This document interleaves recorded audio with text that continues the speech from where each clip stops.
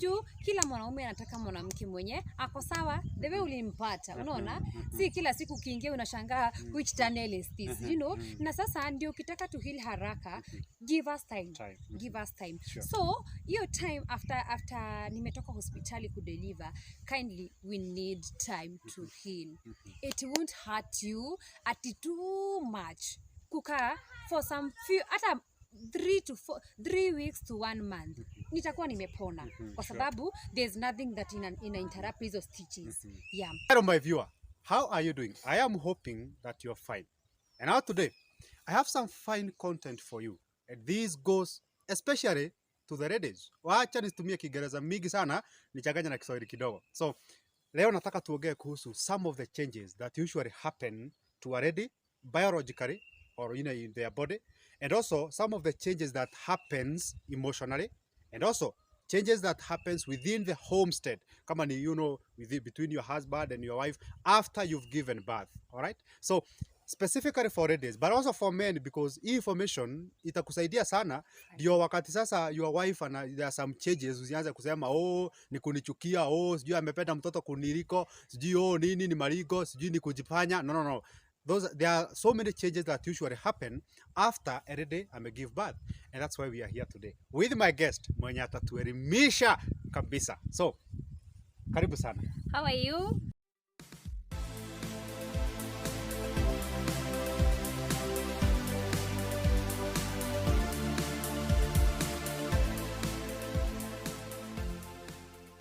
My name is Ann Kamau, and I'm here to talk about some changes that occur when we become a mother.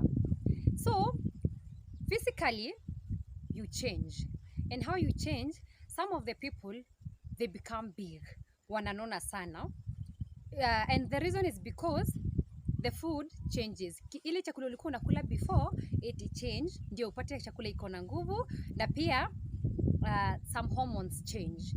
So, inaweza change iku affect either positively or negatively. That's why unaona watu wengine ni wakonde sana na wengine ni wanono. Haya, the other one, kwa physical changes, unapata mtu amekuwa either na pimple sana ama zinaisha. Hiyo inakuja because of the hormones. The other one that comes ni your menstrual cycle changes, na hiyo inakuja juu ya hormones kuchange, na pia chakula yenye unakula, na pia with the family planning that you're going to use after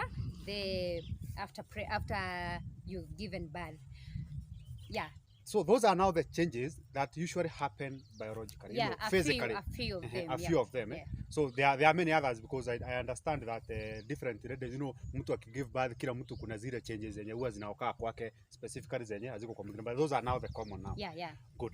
Ningependa pia you explain to us ama utuambie pia some of the emotional changes, because so many changes usually happen. So what are some of the emotional changes zenye someone who have given birth is going to experience?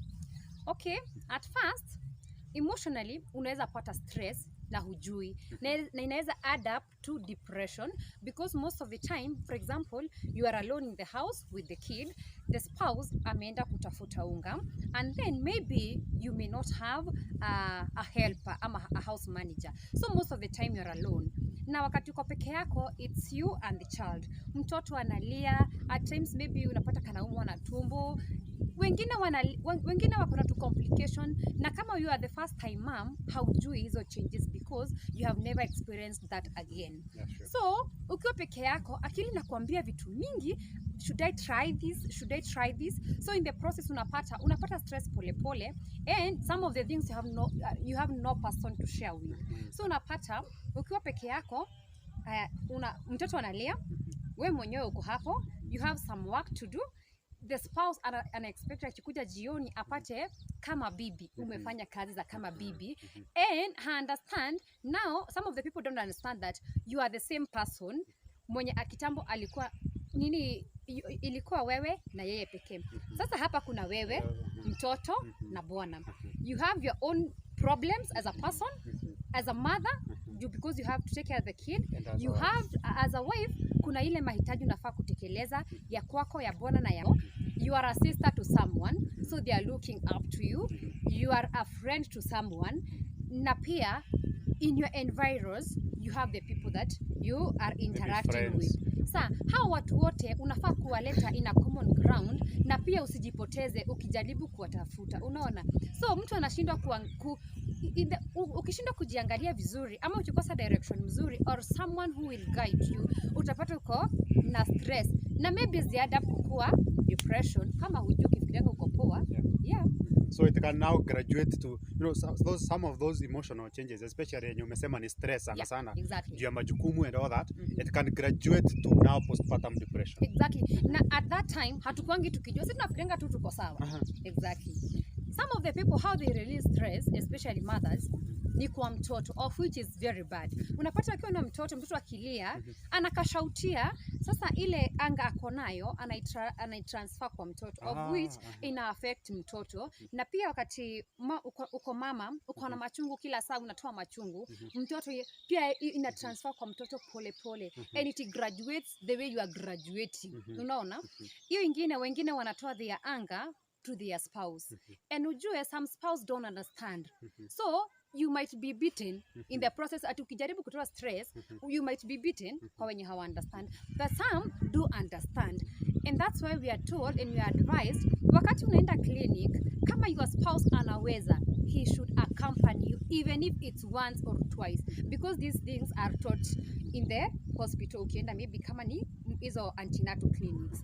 So akipatikana, it's very advisable aende. For emotional exactly. Support. Yeah. That's good. Yeah. Na pia ukipata ushauri kwa wenye ambao wako mbele yako ni vizuri kwa sababu they have more experience than you.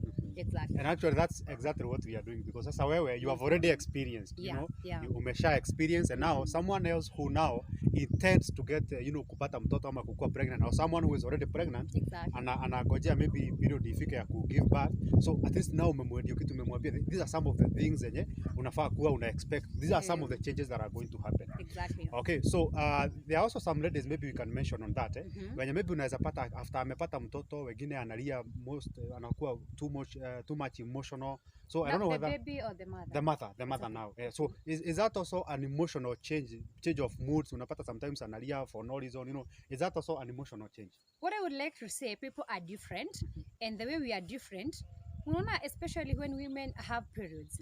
Wengine wanakuanga na ati unaweza lia, wengine mara unataki ABCD. Those are the same thing that occur wakati mtu amejifungua, but it's rare because some of the things unaweza control. Okay. They are controllable. Yeah. All right. Okay, thank you so much for that. So now those are now the physical changes and emotional changes. And remember, kama venye ame mention, watu hupitia vitu different. Exactly. So maybe you might be going through something different, you know, you can share with us hapa kwa comment section. Unaweza tuambia, you know, mimi nimepitia kitu different na pia ningependa kushare, you know. So tukutafuta, tukuja tuchukue video so that you can be able to help other people. Watu ni kueducatiana. Yes, because if for example, unajua sasa mimi sahi si okay sana because unajua definitely sija give birth.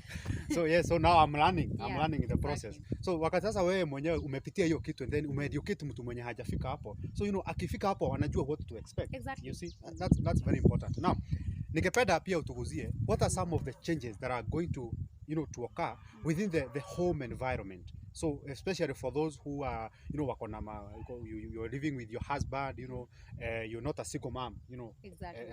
At the time ume give birth. So what are some of the changes that happen within the homestead, within the immediate environment yenye unakaa? I'm going to address that in a true way, because some of the people, especially, okay, like me, I have a husband. So wakati nilijifungua, he was there. But pia alikuwa anaenda kazi. Na pia kuna wale ukijifungua, husband anatoweka. Unaona, so you are a single mom, not by choice. So tutapata hatutaweza kusolve things pamoja, unaona. So what happens, like us who have husbands in the house, the challenges that we are going through, number one, huyo bwana anaweza kuwa na support. Na unajua kusupport ni ile analeta unga, hamkosi anything. Lakini haku understand wewe to start with.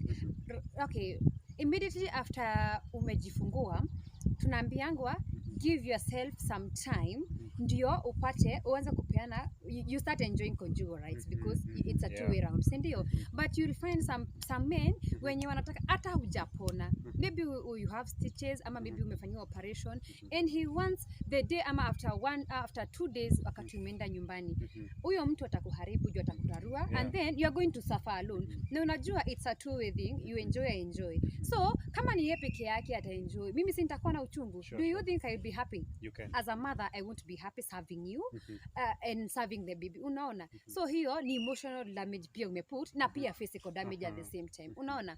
The other one, unaweza pata mtu mwingine anachapa bibi yake for no reason, just because mtoto analia sana ati especially usiku and you want to sleep because tomorrow you'll wake up and go to work. You see it as a disturbance now. Unaona kama mtoto anakusumbua na unasema because the mother unafaa kunyonyesha, breastfeed the baby alale. Na maybe mtoto hataki kulala. Mtoto, most of the, for those whom we have been there, watoto wengi wanapendanga kucheza usiku.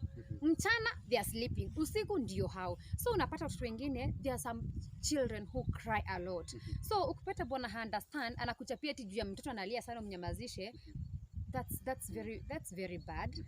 I don't think there is a man who should do that because it's a torture to the mother. Sure. The other one, utapata mwanaume mwenye anaanza kukuja nyumbani for no reason. Alikuwa anakuja vizuri, sasa unapata wengine wanakuja, anaanzanga na midnight hakuji. Anakuja midnight, kesho yake hakuji. Ukimuuliza anasema I am providing. Na because at that state hauwezi jifanyia kitu, kama hauna nguvu, that is because you must recover. Unapata hauna say. Mtu anakosa kuja nyumbani, anakosa kukuprovidea food. The other time wengine hata wana misbehave, wanaleta wanawake, of which kama mama na kama bibi, it pains a lot. The other one I can say ni ile kukosa kuelewana. For example, I have a child here na sina house help. Umekuja ama maybe umekuja mapema ama ni off day ama ni weekend. Huwezi nishikia mtoto niende nipike. Ati nikuje nipike na mtoto, nilalisha mtoto kwanza niende nipike. Or kazi ni mingi kwa nyumba because kazi ya nyumba ni mingi. Kila mama anajua hivyo generally. Yani huwezi nisaidia kupika, ninaosha vyombo. Hauwezi complete. So na helping with now the house with chores. Exactly. Na hiyo si kusema ati unafinyiliwa ama wewe uko na umama. That's nothing like umama. Yeah, sure. Because wakati tulikuwa tunapendana, nilikuwa nakuja kwako kama unanivisit kwangu, ningeosha vyombo na wewe upike. So it will not make you a lesser man kusaidia mtu. Yeah. In fact, nitaona as a mother ama as a wife, unanisaidia, you love me. Exactly, because tutamaliza tupumzike sisi wote na pia nikupe time yako. Exactly.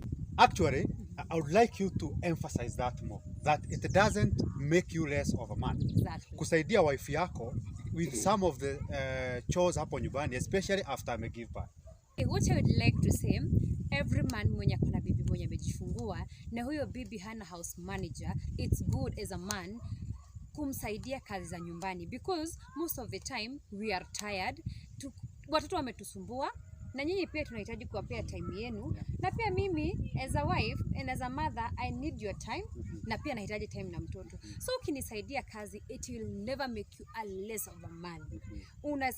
Ukinisaidia nitapata time yako because nitamaliza kazi mapema, si ndio? So I'll get your time na pia wewe utaenjoy your time as a husband. Unaona? So I don't think it will hurt any man. It will never hurt any man because umesaidia bibi yako kazi. And also kitambo kabla nikuje, you are doing your chores as a bachelor. So sio kusema ati ukijipikia chai hata kama nimetoka kidogo utakuwa bibi. Never. So your status will remain. So hata ukinisaidia kazi, your status will remain. Na ni for a short period of time and then from there I'll continue. Exactly. That's very nice. Thank you. So there's just one section I would like to just emphasize a little bit about the conjugals. So you've said that, and this is a fact actually. It's a fact. I've even witnessed some of those cases where husband after wife may give birth, so just 2-3 days anataka conjugal rights. Yes, anataka conjugal rights. Yes, anataka toa. So it's just a few days or a few weeks, and then you want, your wife is still healing. you know, your wife bado maybe alishonwa, you know, kuna hiyo stitches, maybe the stitches, the stitches, yeah, the some stitches, undergo operation. operation. So You unataka need tu to kwa heal. juu, so you know hiyo utakuwa unamtesa because you know ana still suffering. So you know men I think should try as to their level best to uphold self control, because actually that's one of the biggest challenge yenye wanaume wengi wanakuwaga nayo, and that's something that men should actually learn even before mpate mtoto. Me usually even advise our men, unaona ile wakati sasa uko pregnant, when you know hii miezi ya mwisho, you know the trimester ya mwisho, the third trimester. So I usually advise men, so hapo jaribuni sasa ku abstain. Mnaweza kaa kama you know wiki 3, 4, 5, mwezi moja, yes, so that now ukue used, so that wakati ame give birth, wakati hataweza ku you know ku give you the conjugal, utakuwa at least umeadjust somehow. It won't be haitakuwa kitu umeanguka tu hivi pa, you know, at least you will have adjusted, because some of them utapata hata hii mwezi ya 9 bado, some of them are even having sex almost every day. But you see, if you can be able to try and you know hiyo time sasa ujaribu ku adjust, uphold some self control, hata aki give birth you give her ample time to heal, so that you can be able to resume your conjugal. So that is very nice. Now hatukuwa na maneno mingi leo, ilikuwa tu tunataka to share hiyo kitu because I know it's going to help someone na imesaidia mtu. So exactly. I would like you to conclude on that. So utupe you know just a brief conclusion, and then you also have a YouTube channel, right? Yes, I do have. Yes, so pia wewe uko na YouTube channel. Wenye hawajui huyu ni nani, I think pia huku mention your name, so atajiintroduce tu kidogo tukimalizia. YouTube channel yake inaitwa aje, and then you know ndio pia you know you can be able to follow her. Yes. Yeah.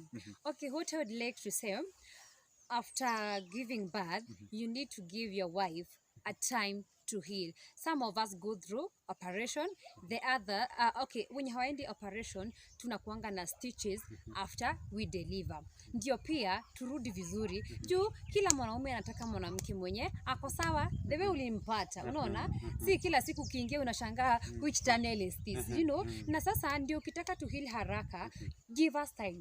Give us time. Sure. So your time after nimetoka hospitali ku deliver, kindly we need time to heal.